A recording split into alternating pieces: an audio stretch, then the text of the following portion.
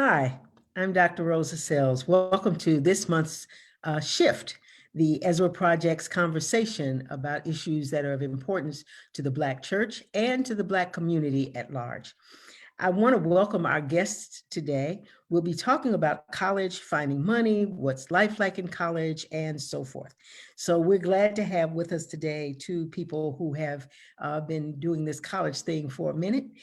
Jacqueline Griffin, who is the Associate Director of Financial Aid at St. Xavier University, and Lisa Lyons, who's an author and also the Academic and Career Resource Advisor in the Center for Success at St. Xavier University.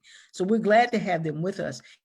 And I want to say, even before we start, that this year was difficult. We had students who were trying really hard, but they had all kinds of challenges. Some students took to e-learning and to hybrid learning well and had the resources. Others did not. So as we start looking for this next school year, the conversation we'll have tonight is important. If you have questions as we go along, we ask you to please put them in the chat and we'll answer all the questions we can. These ladies are eager to answer your questions, so please put the questions in. And also I want to say before they start, because they won't tell you, that this year they both received awards from students and faculty at St. Xavier University for the work they did in shepherding students through their college experience. And they've been excellent in doing that and mentoring young people. So we're glad to have them with us tonight. And so Lisa Lyons, Jacqueline Griffin, welcome. And why don't you tell us a little about yourselves? Thank you. Jack, you going first or you want no, me you know me, first? I follow you. Oh, good evening. I am Lisa Lyons. I work at St. Xavier University as an academic and career resource advisor. So my background is academic as well as career service. I've been at the university for years, and I have served also in other capacities such as teaching courses, doing programs for Black Hip, as well as diversity and inclusion, as well as I run a mentoring program called Ezra Scholars, which is for African-American students. So I guess you would consider me a Jane of all trades. I do quite a bit for, the students as well as the university community, but I'm happy to be here. Excellent, glad to have you. Okay, Jackie, tell us about you and your experience with St. Xavier. I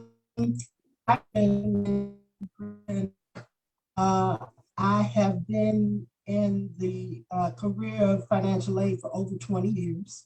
And I've been at St. Xavier University started my 17th year, which has really been an awesome experience, especially Lisa and I, we kind of work hand in hand, working our students, whether they are traditional or non-traditional, to the end.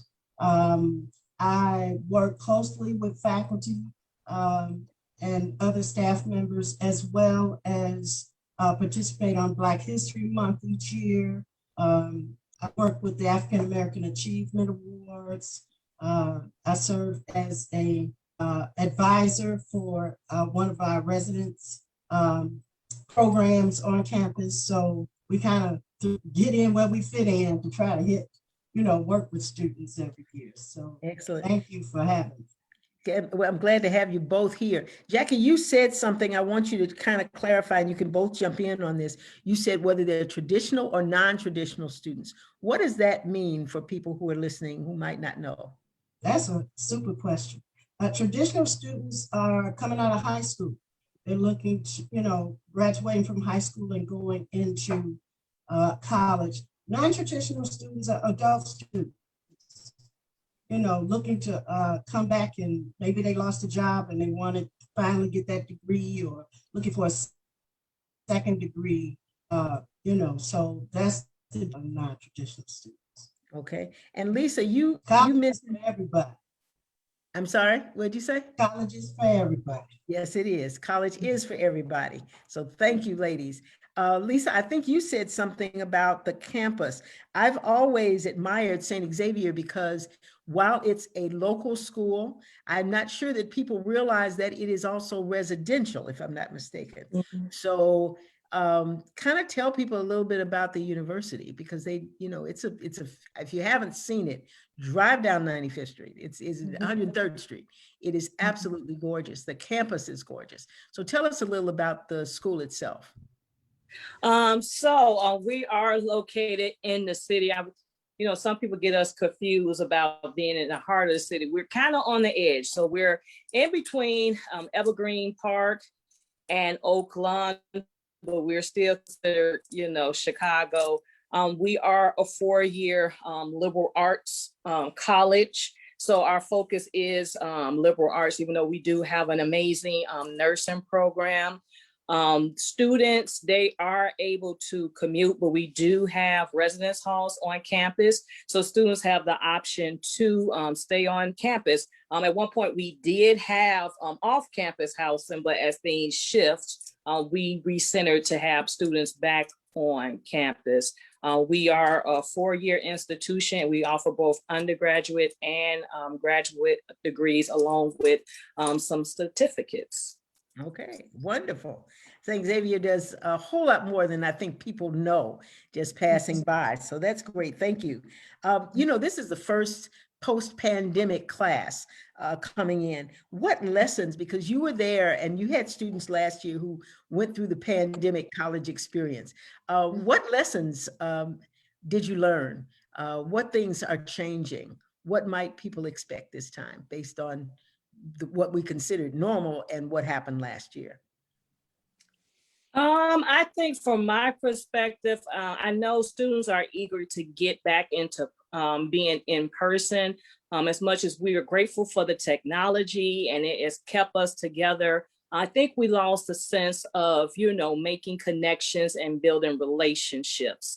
As much as, we try to offer things via Zoom, there is a such thing as Zoom fatigue. And that's, a lot of us, even us professionals, we, experience Zoom fatigue. So we're ready to come back and build those in-person relationships.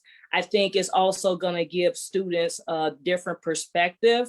The online learning, I think now they're going to appreciate that more in-person learning style now, and versus we all probably thought oh, it's gonna be online, it's gonna be great, I can do, but then do what I want and it's gonna be easy, and then you realize, okay, it's not as easy because of my attention. It's not as easy if I don't have the adequate Wi-Fi. It's not as easy for me to maybe reach out and get those help versus being on campus, being able to drop by an office or stumble across an event or a program. So I think what students has learned is to appreciate those connections and in-person relationships. I think that's what the current students are definitely ready to get back into. Wonderful, wonderful. Jackie, you have anything you want to add on that? I think that, especially with the traditional students working in a remote environment, it's a disconnection because when you are on campus and in classroom, you're face to face with your instructors, you put your hands on them easier, but also there's always something going on. There's, if you're in the cafeteria at different points throughout the week, there's a lot of action going on. There's different programs going on, and all of that was a disconnect.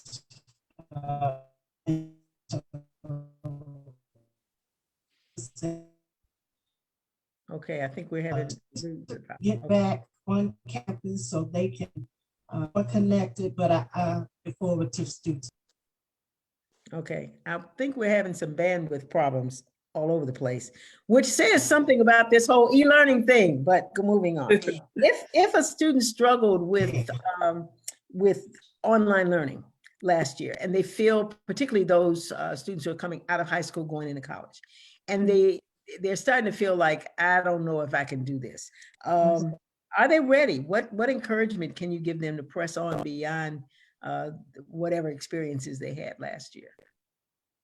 I would say, let's move forward. We have a vaccine, people are getting vaccinated. The world is, slowly but surely open up. So that is, a light at the end of the tunnel. I know a lot of institutions are requiring students to be vaccinated before they step up on campus. That's, not this, I know it's not necessarily a requirement for us, but I know colleges and universities across the country are starting to try to make that sort of a mandate. But with that being said, college and universities, they ready to open the doors. They're ready to let everybody back in.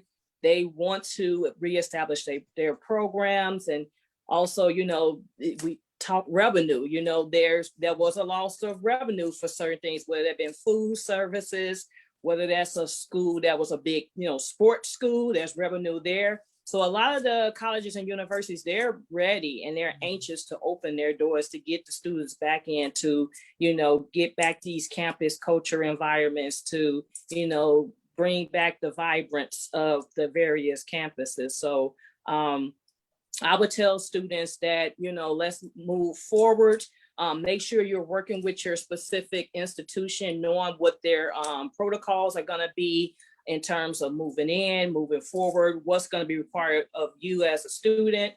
Parents also being to know to see what's also required. So that way you can move and be prepared to start the semester. But I would say come in with a different, fresh perspective, because it's going to be a new experience. So we're ready. All right. Let's open up from post-COVID. Wonderful. Young people had a lot of pressure on them this year. In addition to trying to go to school online or hybrid learning or whatever, there were also a number of young people, high school students, and older siblings who had to look after younger siblings and help them with schoolwork because parents had to work, and it was just, we all lived it. So how do you tell kids to balance now? They've been in a pressure cooker for a while. What advice can you give kids to help them balance what's going on and maybe even let go of what's going on at home? Or, I'm an oldest child, so I know that once you start taking care of the younger ones, it's hard to let go of doing that. How do you help kids balance? I think the families have to have a conversation. And even I mentioned that in my book, I wrote a book, The Real Deal, Family's Guide to College. I always say, let's sit down and have a conversation. And this is especially for those students who will be staying at home and will be commuting. I think there needs to be some set boundaries. And when I say boundaries is, let's respect the student's schedule. There will be times that some weeks they're going to be busy. They will have to stay for their test. They'll have to meet with a group.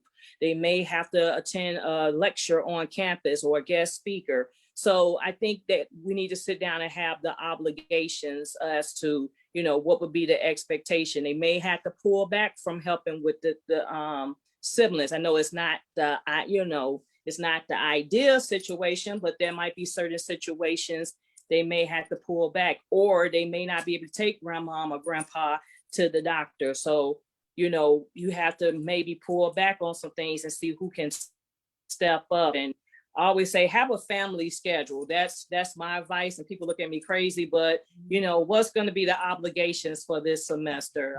Does grandma have to go a month to the doctor? Is there going to be times where, your siblings, you may have to pick them up and you make adjustments? But I always tell students, please don't miss class. I hate when students say they had to miss class to, do things like pick siblings up for school or take parents, to the doctor. I always say, let's try to see if we can get those appointments scheduled, maybe another day, or maybe you schedule your classes so you can have the afternoons free. So you have to have that dialogue. And then for the families, don't be upset, if the, let the student be able to be a student. I say, I went away to school, but my parents believed they didn't want me to work. They were like, we want you to be a student, and that's all we want you to focus on. Don't worry about money. We'll send you money. We want you to be a student. So my advice to parents, let your scholar be a scholar. Let your student be a student. Let them focus on school. Of course, those obligations, they don't stop. The world don't stop, but let's shift and bring in, people together. I like to share a story with my aunt. She was in nursing school. She was an adult student. She was in nursing school, and she had given birth to my cousin. And, as a family, we rally behind her because we say, hey, we want you to finish nursing school. I mean, I was in high school, watching a baby. So we rally behind her so she can, take her exams and do her clinicals and finish. And she's been a RN, plus how many years now. And even her daughter just got her bachelor's from, Chicago State back in December. So we rallied behind that, my aunt. And that's what I'm encouraging families to do. Rally behind your scholar so they can be successful. So there will be some sacrifices.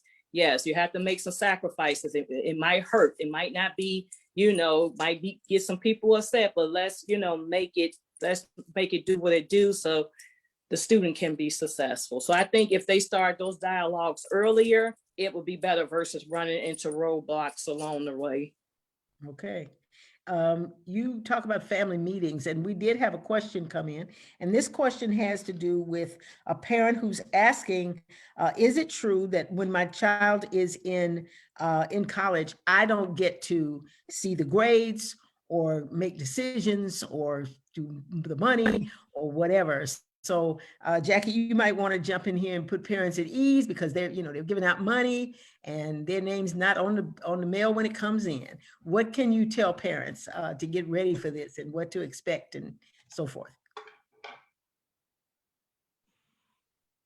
I think Jackie may be frozen. Okay. Our technology is against us today. Yes. There you are. Okay, Jackie. I hope you can hear me. It's true. Your child can give you a login to their system, but you can't see grades. You can pay the bill. You can see and pay the bill. But my feeling is, and this is where students should be. Okay, we're having a lot of trouble with They the. want. Okay, go on. I'm sorry. We're having a lot of trouble. And discipline that they choose and not what the parent chooses. And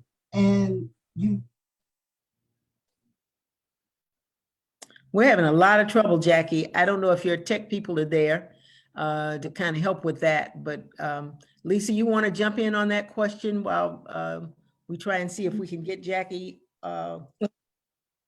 online. Well, what Jackie was saying, right? Yes, you do get the bill, and yes, we do let you know from the financial standpoint, and that's due to the FERPA laws. And what I encourage students to do is have the open dialogue with your with the parents. You can families can sign a document that the students can university can release information to the parents. If it's on file with the records office, then you can get a hold of your students' records if you have that consent. But also I tell scholars, be honest with your parents. If you're not doing well, not doing,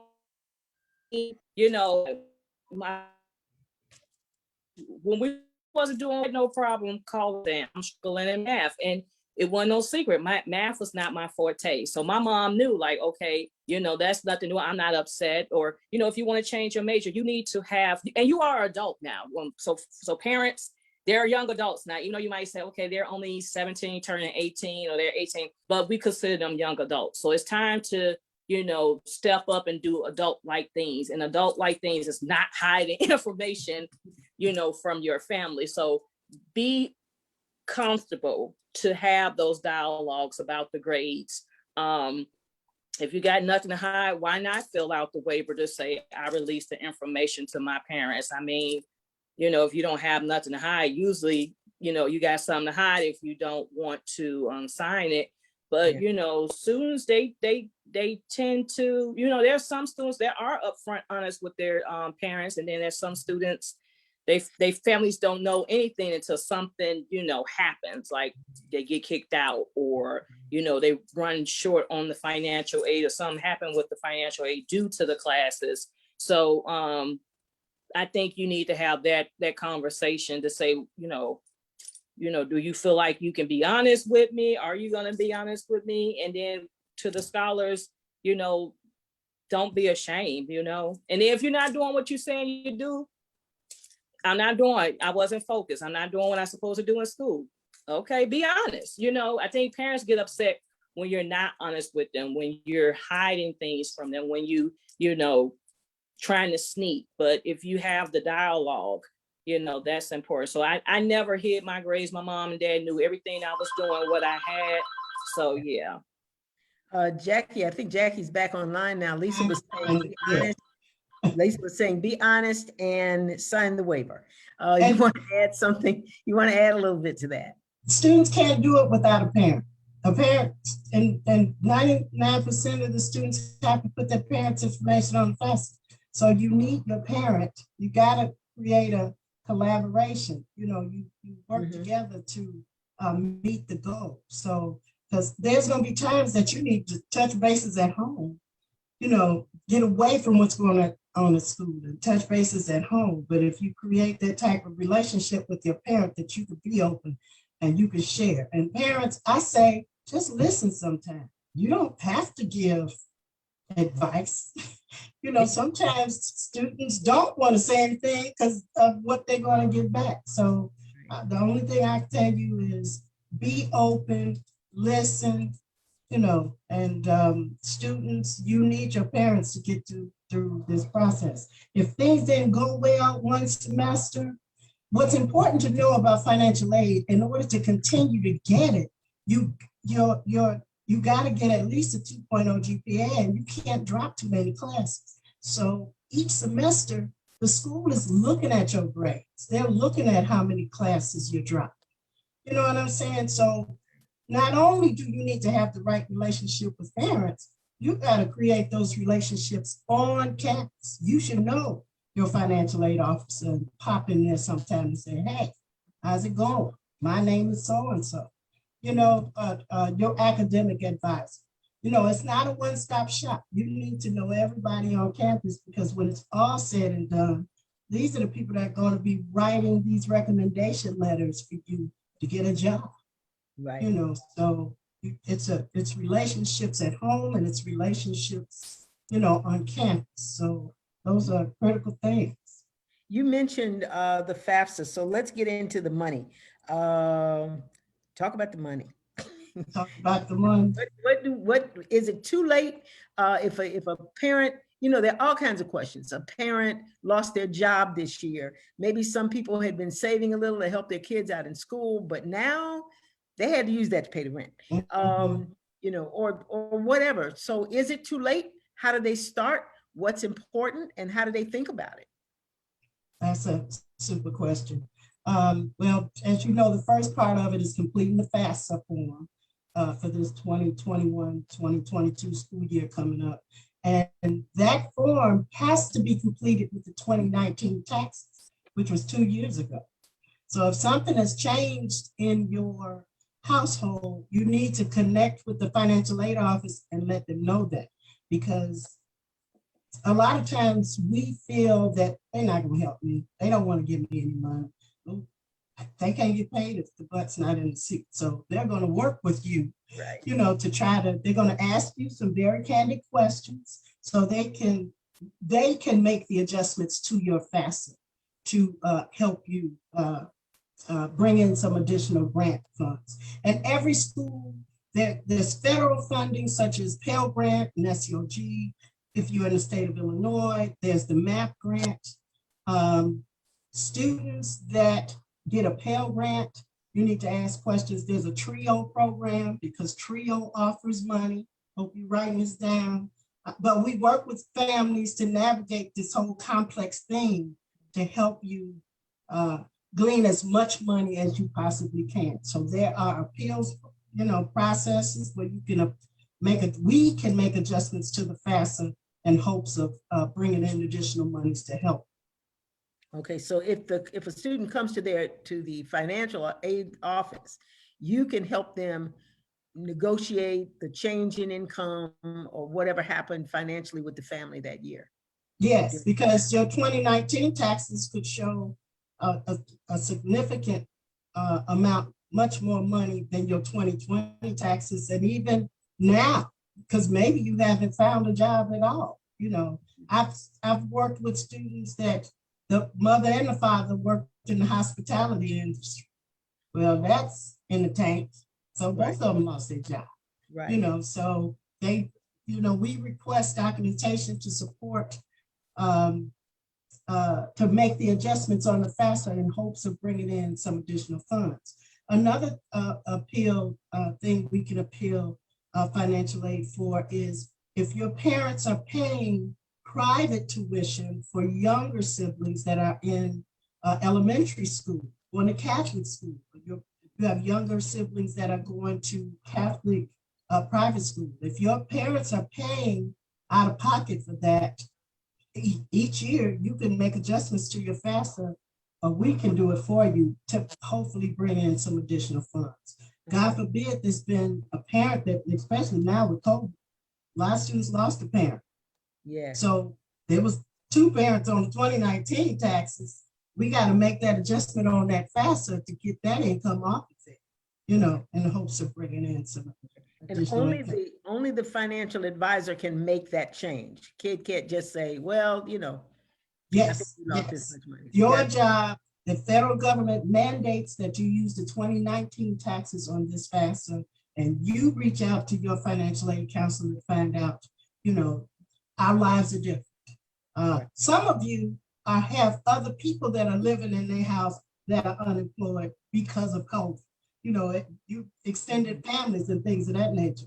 If that's the case, that information should be on your FAFSA because, you know, more people in the house, your parents are feeding more people. That needs to be taken into consideration. Wow. Okay, that I never would have thought of that. And, you know, if, you know, cousin it moved in, what do? You know, I just okay, good. Is there a time when financial aid is just too late? Or are there some deadlines we need to look at? What's, you know? That's a good question as well, because every school is different. When it comes to the FAFSA form, that is a federal form. It's as long as you're in school, adjustments can be made, as long as you're attending. But schools offer additional grant funds. Because your FAFSA shows you need a little extra money, they may be able to give you some additional grant funding. They have guidelines, they have appeals process. Talk to your admissions counselor and tell them what's going on. The other thing is there are talent scholarships out there.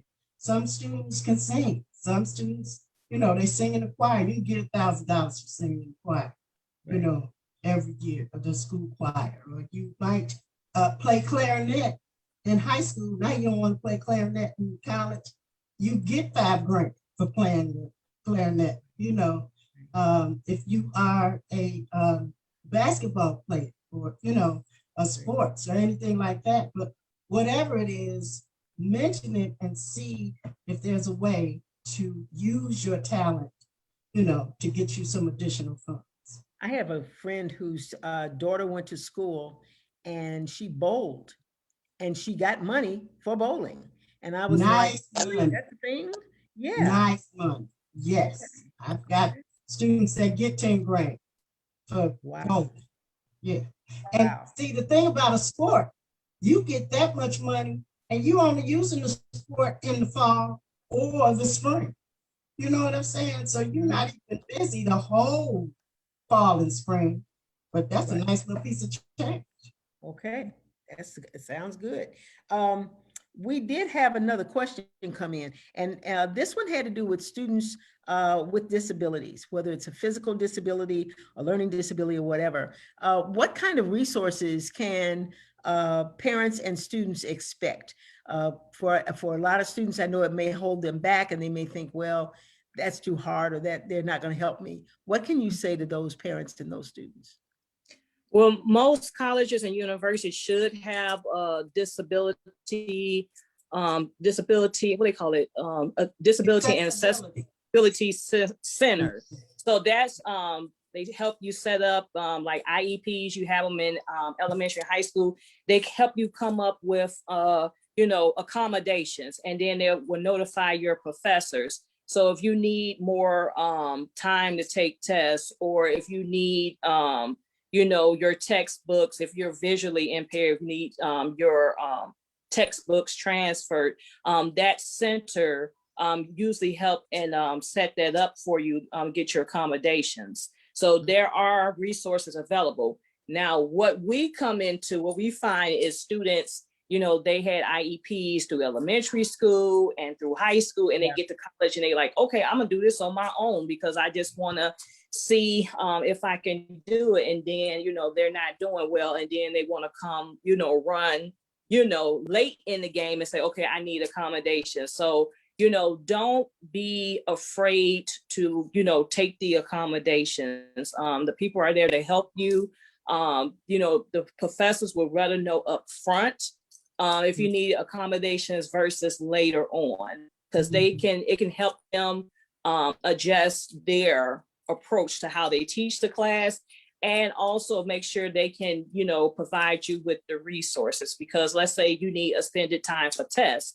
Well, you have to have, outside of the classroom, you have to have a space and a time, and the center will help you set those times up. And they have, testing rooms that you can come and schedule your test and take the test, for the extended amount of time. So it's things like that they have to be prepared for. So the professor will know, okay, this person, can't take the test doing that, on test day with us, but they can take the test through the Learning Center, and they can, hand the test off to, whatever staff member that's going to help administer the test, and then get it back and grade it. So there are plenty of resources. So don't be afraid to, let the college or university know up front that you need those accommodations, and we want to help you. Trust me, that summer is the time where the staff will get together and set up the accommodation plan. We call them accommodations. We don't say IEPs, we say accommodations.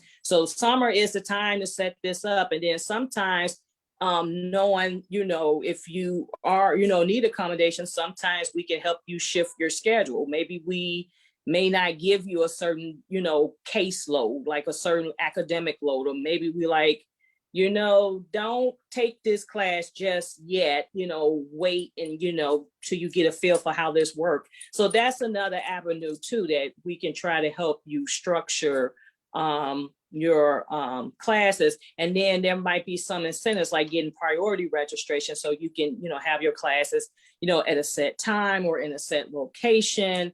So all of those are involved when we talk about accommodations, but the resources are there. You just have to use them. Don't be afraid to use them. What about accommodations for a student who may have a physical disability? Are campuses wheelchair accessible? Are they all those things? How should students be looking? What should students be looking for before they get there, or is that just an automatic given that in the United States campuses are going to be available? It should be an automatic given, but that's why I encourage people, go see the lay of the land, in terms of, don't wait till school start to go visit the campus ahead of time so you can ask those type of questions. Yes, it is standard that most places need to be wheelchair accessible. And you need to see how that works. I mean, because wheelchair accessible can be a big building, but it might be only one way in and out if you're wheelchair accessible. So those are things you kind of need to know. Is the residence hall, is that wheelchair accessible? Because sometimes we don't think about like the lengths of the doors. Is the door wide enough for a wheelchair to go through, to be, to live in a residence hall? Is there shower stalls wide enough for a person with a wheelchair to maneuver and take showers? So that's why I say, see the lay of the land first, and that way, you make your decision. I think some downfalls with families, they don't know the campus until they get there and move the student in and, students start class, and then they find out. But go see the lay of the land. All that is a factor when you're making a decision about, a college campus. It's not just about, can I be successful in a program? Can I physically live here? Is the accommodations adequate for me to, stay in this, stay on campus as well? You have to look at all of that, not just the programs. You have to look at everything. So it should be a given, but then you have to understand, like, what is the accommodations at each school? Okay. Jackie, let me ask you, when it comes to loans, and we're talking about parents and whatnot, when it comes to loans, should a loan be in a student's name? Should it be in a parent's name? What should happen? Okay, that's a super question as well. Students that find that they do need to access a loan, we encourage them to do that students take their loans first. The reason why is because federal loans have forgiveness programs. So student goes to school, finishes in education, and the federal government, after a specific amount of time, will forgive up to from $5,000 to $17,000 of your student loans. They won't do that for private loans. They won't do that for the parent loan. You see what I'm saying? So it's, if you're going to borrow, we encourage students to take their loans first, and then their loan, a portion of their loan may be interest-free for the entire time that they're in school. And sometimes I've had a student that took her loans that were interest-free and some of her loans that accrued interest. And because family members would give her money for birthday, Christmas, all that money was going towards her loans. So by the time she got through with school, she didn't owe that much money. Instead of getting other type of gifts, she was getting money. So there's a way to do that. If you have to take a loan, now what happens with loans, there's only so much lending that you can take as a freshman, sophomore, junior, senior. And then after that, you either have to decide whether the parent takes a loan, right? Or the student applies for the loan, a private student loan. The problem with that is parent loans are credit-based, excuse me, but there's no score involved. It's borrowing from the federal government. So it's a little easier for parents to borrow than it is for an 18-year-old that doesn't have any credit, that's going to need a cosigner in the first place. Okay. And federal loans are usually forgivable, so if you have to take a loan, we always encourage that the student should take the loan first.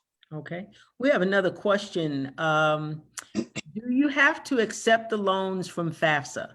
Is there a penalty if you deny the loan while your parent takes out a loan for their credit union? How does that work? Well, the thing to remember is this. If the student takes the loan is deferred until 6 months after they graduate, as long as they're attending at least 6 hours in fall and spring semesters. Parent loans do not, they're accruing interest, and there is no, it's deferred until parent takes a loan for the freshman year. After the freshman year is over, it goes into repayment. Now, there are opportunities to push it off. And you talk to the lender and ask them, can I push this off till my student is done? But at the same time, it's accruing interest. Whereas the student's loan isn't accruing interest. And again, if you, I talked about if the students in education, there's loan forgiveness programs. If they're working for a non-for-profit organization, there's loan forgiveness program. There are forgiveness things out there. I've seen where nursing students work for a hospital and the hospital pay off their loan. Right. You know what I'm saying? So I know parents are really concerned about students being inundated with lending. But the other thing is you got to kind of be thinking ahead as far as, are you going to work? If you are a nurse and you're working for Cook County or, you know, the federal government, that's not for profit. You Right, got loan forgiveness available too, right. you know, so it's up to you to choose if your student takes the loan. But we always encourage, you know, the student to take the loan first because Okay, they have options to get the loan okay. forgiven. All right. I hope that kind of answered the question, and thank you very much. I want to shift a little bit and ask a question about majors. Back in the day, that's called when I went to school, people majored in math, science, English, history, whatever.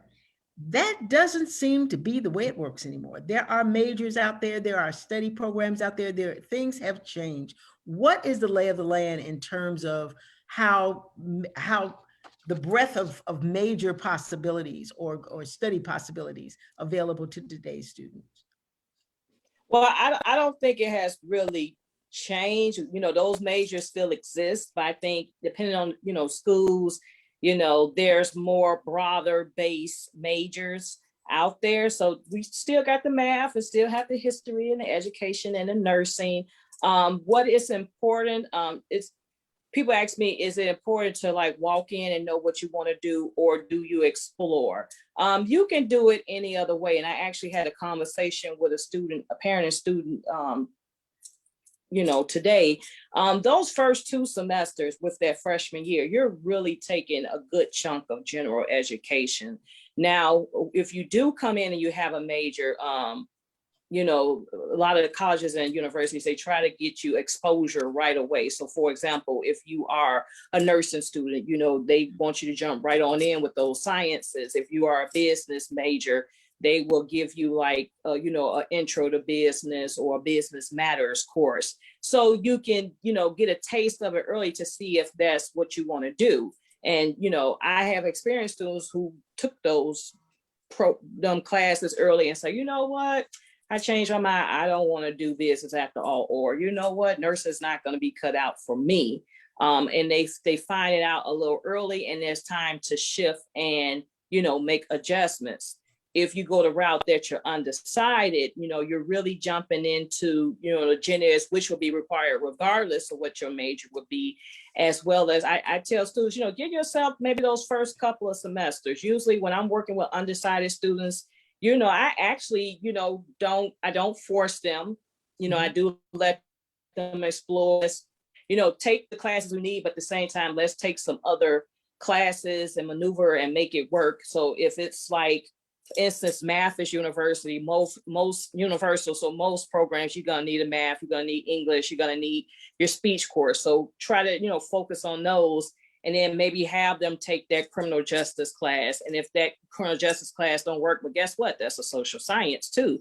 So let's say if you go to business or you go to art, you know, you got that criminal justice that's counted as a social science course. So there's no love lost. So that's why it's definitely going to be important to work with your academic advisor, because they can help you maneuver it and make sense and have you not lose time. Because I know everybody asks me, you know, when is a good time to select your major? I tell students, if, you know, if you're going to go undecided, I usually, you know, try to challenge them to make that decision, you know, before the end of their first semester of their sophomore year, because you, by that time, you had 3 semesters as well as a summer to try to explore some things. And usually when you hit that sophomore year, that's kind of at the point where you're kind of like getting majority of your gen eds out the way.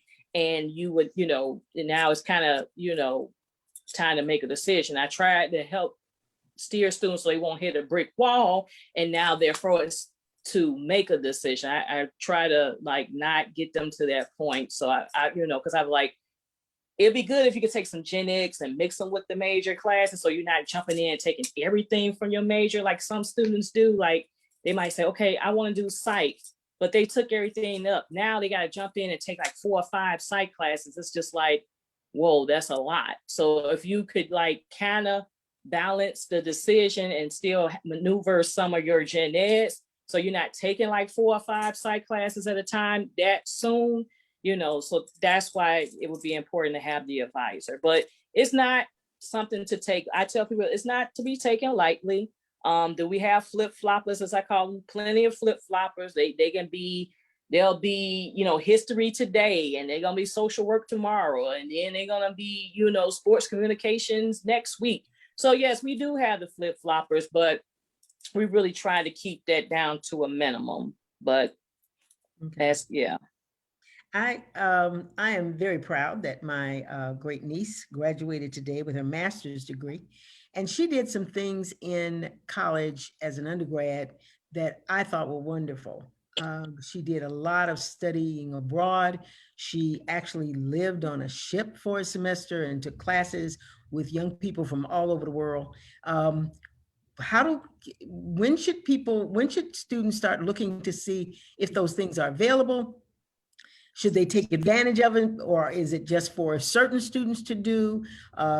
Financial literacy is a big thing now. What kinds of, how do they jump in that? With the students that decide to study abroad, your financial aid actually follows you wherever you go. So I feel that students can look into it in their freshman year, but the school will not allow you to study abroad until at least your sophomore year. But I think it's good to look into, because I work with students that I've sent students to China, New Zealand, Africa, and that particular semester at sea goes to 5 different countries. And Right.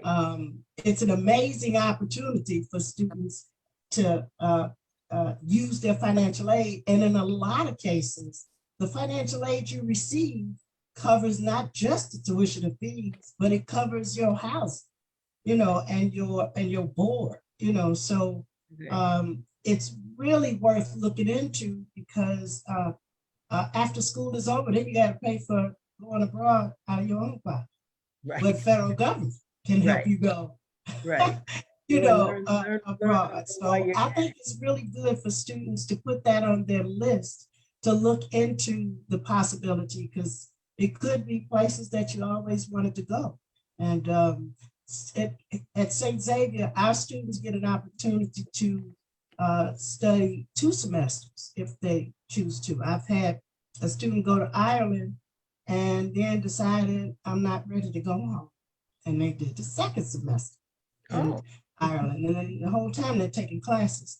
Also, there are other opportunities. For example, our political science office offers an opportunities for students to do an internship in Washington, D.C. And they're following a senator, or they're working at the Department of Transportation. Especially if you're going into political science, those are great things for you to get involved in. One of my students that went to Washington, D.C., it was some kind of nonprofit that she did, but she just finished her graduate program in some type of social science. It was perfect for what she was trying to get into in her graduate program. So freshman year is a good time to at least look into it and find out when you do it, and then talk to financial aid to see how it's done. Right. And what things you need. That's good. I want to ask, Lisa, yeah. I wanted to mention, like you mentioned, you had asked about what classes. With the study abroad, they tend to stick to like the gen eds, because those are safe to probably take. I worked with a nursing student, so we didn't have her do her sciences there per se, because different country, different rules, different circumstances.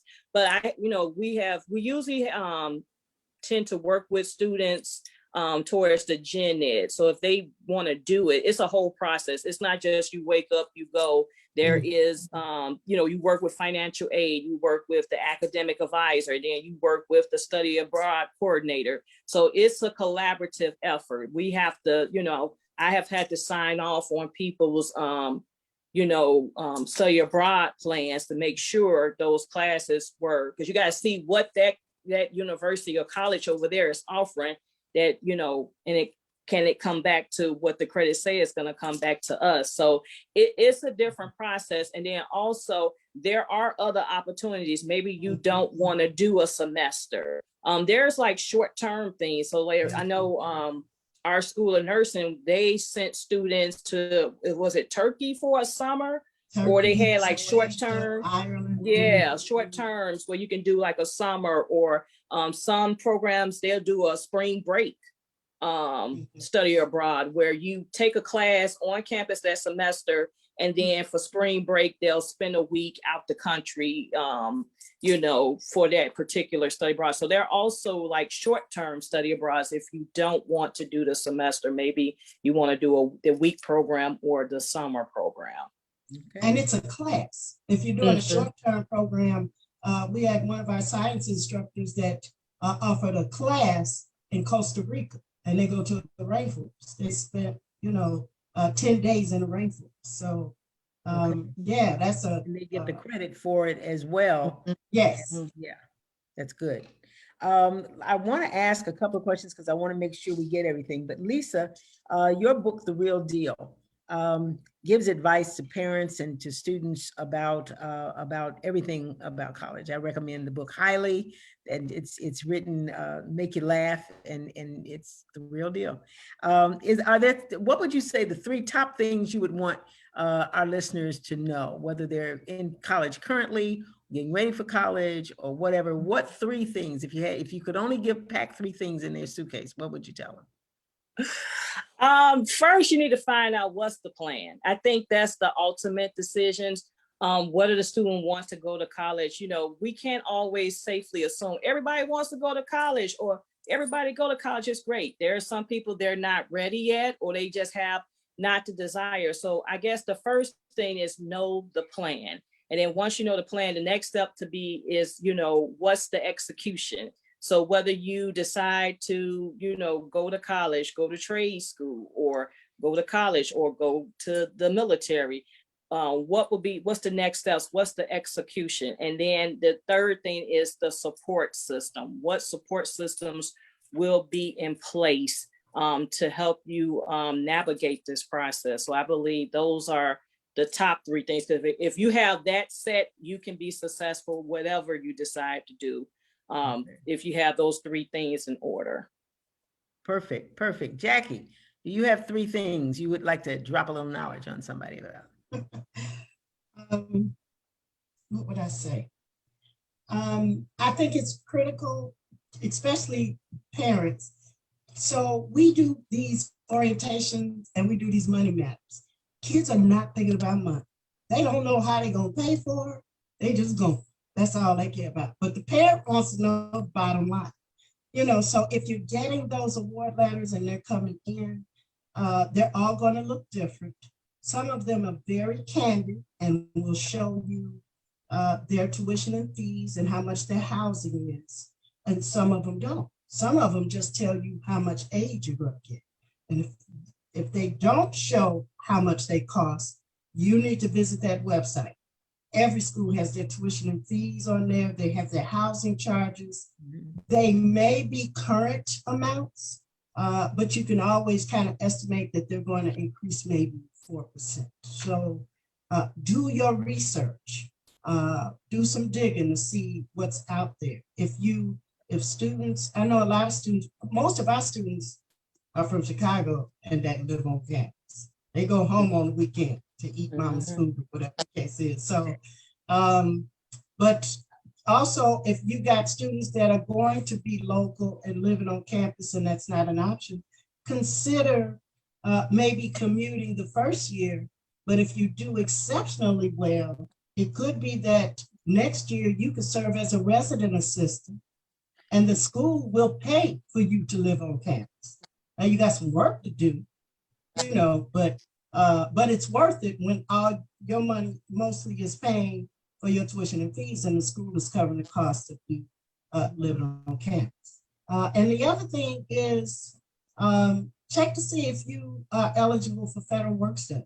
Federal work study is an opportunity to work on campus, put money in your pocket, or maybe you'll take half the money and put it towards your bill and you keep half of the money to have some money in your pocket. So, make sure students, you are reading your emails, because if there's a work study workshop, that's how you're gonna find out about it. So if I got a scholarship, I'm sending emails. I'm not making no phone calls. So you gotta make sure, check your emails. Okay. And then Jackie said something about RA. So it's not just RA, it's other like leadership, like you can be an orientation leader. I had a friend who was an orientation leader and they did it over summer. So they made money and got summer school and free room and board. If you, depends on the school, you know, become the president of the student government. There are some schools that their president of the student government get free tuition and the vice president get 3/4 tuition covered. Or like I was president of the Black Student Association when I was in college. I got they call it talent grant. So every semester I was president, they gave me $500 towards my tuition. So getting involved as, you know, as well, you know, you can, you know, do some things. I've seen students like, you know, was an RA and an athlete, and, you know, Jackie see it too. And they just racking up all these different leadership roles that, you know, they're getting tuition fully funded, fully covered, you know, due to their involvement. And while you're gaining all that involvement is helping with your resume, which is going to help you for graduate schools and jobs. So you're learning those leadership skills at the same time. Great, great. Before we go, I want to have give each of you a chance to talk about something. Jackie, I'm going to come back to you to talk about the Ezra Scholars and that you're involved with. And Lisa, plug your book. Tell us what you do. Tell us your website so people will know. And I don't have the book because I had to switch locations. So I don't have my book in grasp, but I wrote a book called The Real Deal, A Family's Guide to College. It is available on Amazon as well as my website, which is www.lisaalliance80.com. The book is $10. And what I do, I help students and their family navigate the college admissions process. I am in the process of writing book 2, which I hope to release this upcoming fall, fingers crossed, and give me spare time to write, Lord. But I am putting out a book 2, which will help you navigate your time in college. I also launched the Real Deal Scholarship, which is a book scholarship. So it helps students with their books and fees. The deadline just passed. It was May 1st, but I plan to have this scholarship ongoing. The scholarship will go one to a graduate student, so anybody who's pursuing master's, JD, PhD, and then one to an undergraduate student, and then one to whatever the current graduating senior, so class of 2021. So I'm assembling my team, and hopefully in the next month or so, we will be able to make a decision and announce our winners and, you know, be a blessing to some scholars. As I tell people, my book is not just a book, it's a movement. Be on the lookout for more things coming, because I want, it's not just putting a book out and trying to, you know, make money. This is about an opportunity to help change lives of young people and their families. So I'm very excited about it. Tell us how to oh, there's a picture of the Real Deal if you're looking right there. So yeah, great. How can somebody donate to your Real Deal scholarship? Well, they can contact me, as well as I have on my website. I do have a space on the website that says donate. So whatever donations you make, it will go towards the scholarship. A portion of the proceeds from each book go towards the scholarship. So as I tell people, this is not done for me. This is not a get rich.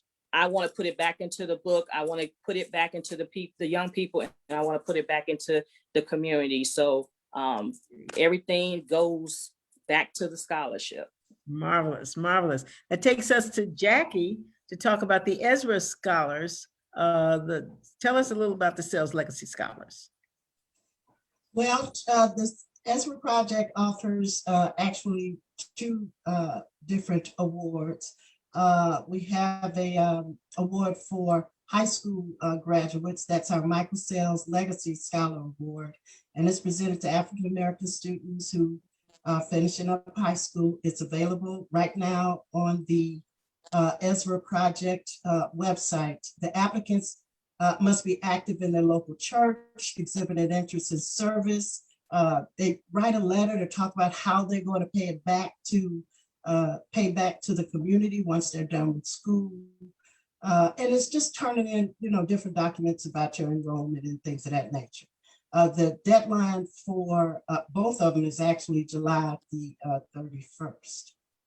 And then there is the Rosa Sales Legacy Scholar Award, and it's presented to African-American students enrolled in accredited seminaries or Bible colleges.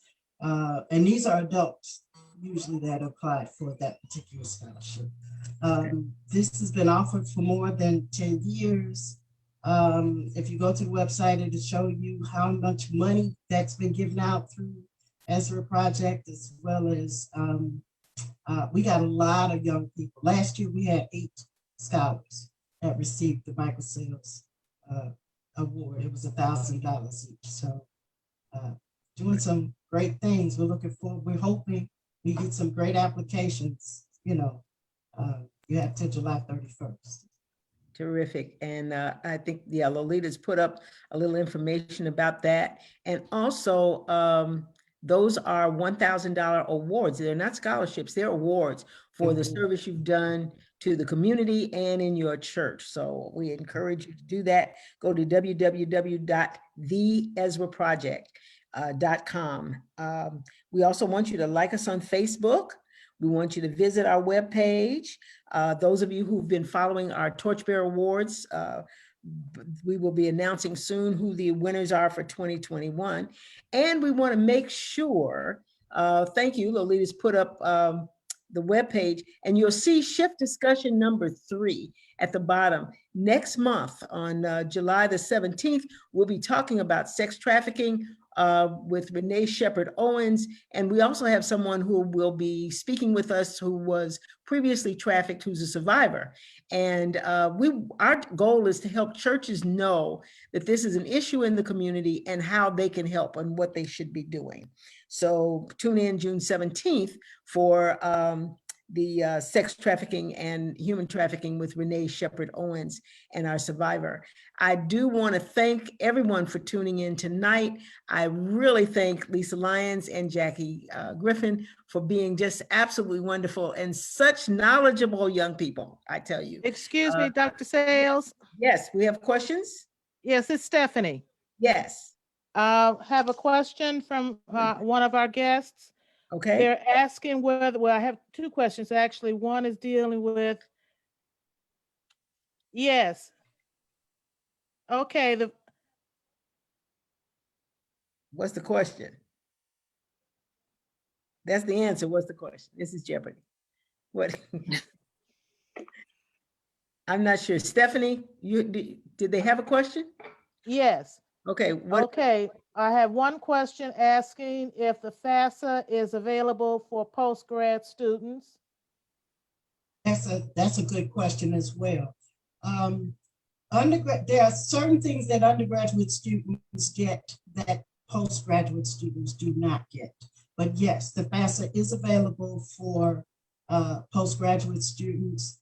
In most cases, the federal government offers unsubsidized lending, but I encourage students to make sure to connect with university that they're planning to go to see about fellowships, graduate assistantships, what type of other aid is offered through the university to help them. The other thing is if you're looking at going into education as a graduate student, and this is actually offered in undergraduate and graduate. The Teach Grant is an opportunity. It pays up to as much as $4,000 for federal money for students that plan to teach in an accredited university. If you're going to postgraduate, undergraduate, or graduate, teachers can also, especially African Americans, can apply for the Minority Teacher Scholarship. That's $5,000 that's offered by the state of Illinois. And one last thing is if students, especially undergraduate students, if you are looking to teach, there is an organization called Grow Your Own Teachers.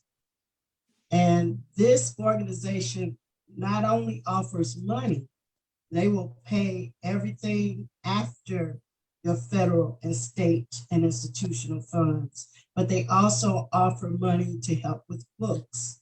They do have tutoring resources. They hold your hand through the 4 years that you are attending and planning to teach. Is the Grow Your Own only for undergraduates, or can?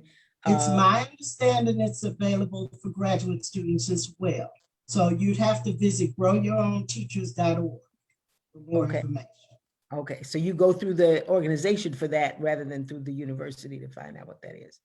But Okay. check this, whatever schools you're looking at, check the websites. That's one of the things I find that students don't do. Check the school website.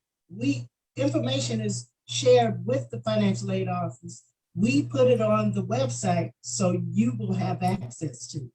So please check the website and look for scholarship directory, outside scholarships, school scholarship, just Google scholarships.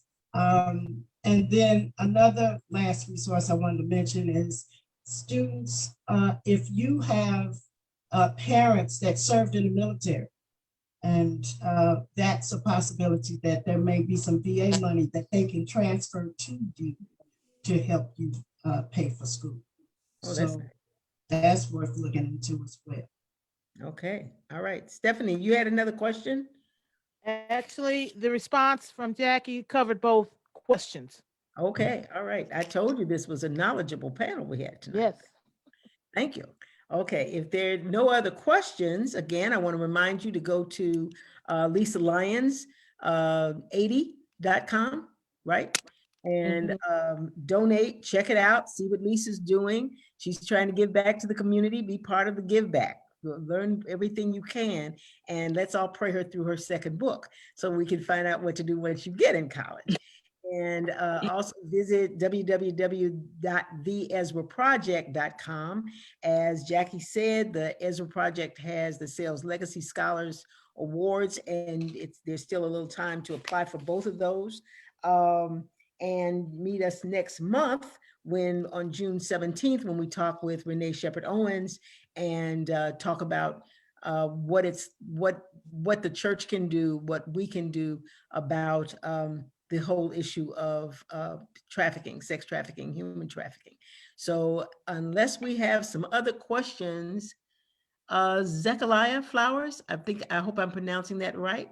I want to thank you for your earlier question as well. I didn't know if you had another, but if all else is done, as they say in the Black church, if all hearts and minds are clear, then we're going to go on and shift this conversation. So I will see you next month. Again, I'm Dr. Rosa Sales with the Ezra Project. We want to thank Lolita Westbrook and Stephanie Smith, who were our techs for this session.